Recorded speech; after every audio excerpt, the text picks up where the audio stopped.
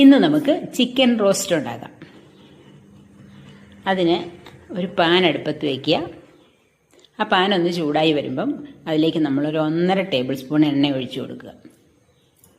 എണ്ണ നന്നായിട്ട് ചൂടായി കഴിയുമ്പം അതിലേക്ക് നമ്മൾ ഒരു ചെറിയ കഷ്ണം ഇഞ്ചിയും ഒരു 8-10 അല്ലി വെളുത്തുള്ളിയും കൂടെ പൊടിയായിട്ട് അരിഞ്ഞത് ചേർക്കുക. ചതച്ച് ചേർത്താലും മതി. അതൊന്ന് നന്നായിട്ട് വഴന്ന് വരുമ്പം അതിലേക്ക് നമ്മൾ പച്ചമുളക് ചേർത്തുക. ഒരു 5-6 പച്ചമുളക്. അത് എരിവിനനുസരിച്ച് കൂട്ടുകയോ കുറയ്ക്കുകയോ ചെയ്യാം.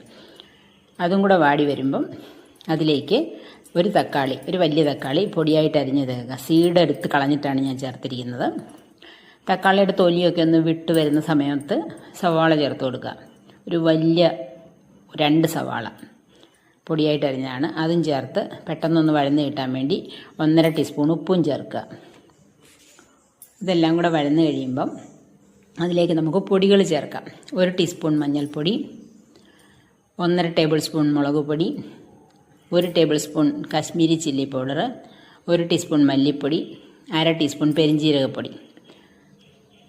ഇത്രയും കൂടെ ചേർത്ത് നന്നായിട്ട് വഴറ്റുക. തീ കുറച്ച് വയ്ക്കണം. പൊടികളുടെ പച്ചമണമൊക്കെ മാറാൻ വേണ്ടി 2-3 മിനിറ്റ് ഇളക്കി കൊടുക്കുക. പൊടികളുടെ പച്ചമണമൊക്കെ മാറി ഒന്ന് മൂത്ത് വരുന്ന സമയത്ത് ചിക്കൻ കഷ്ണങ്ങൾ കഴുകി വൃത്തിയാക്കിയത് അതിലേക്ക് ഇട്ട് കൊടുക്കുക.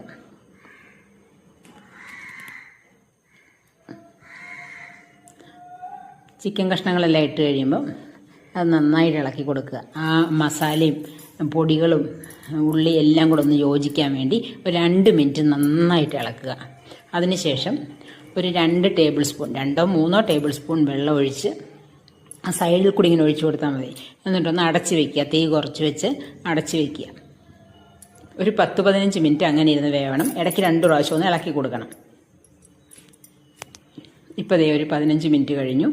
നന്നായിട്ട് വെന്തിട്ടുണ്ട്.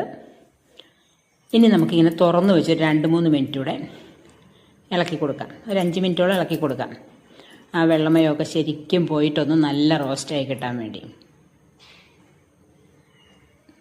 അങ്ങനെ തുറന്ന് വെച്ച് നന്നായിട്ട് ഇളക്കിയതിന് ശേഷം അല്പം കറിവേപ്പിലയും തൂകി മല്ലിയില വേണമെങ്കിൽ ഇടാം.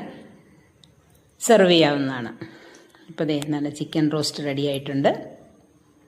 എല്ലാവരും ട്രൈ ചെയ്ത് നോക്കണം. Thanks for watching.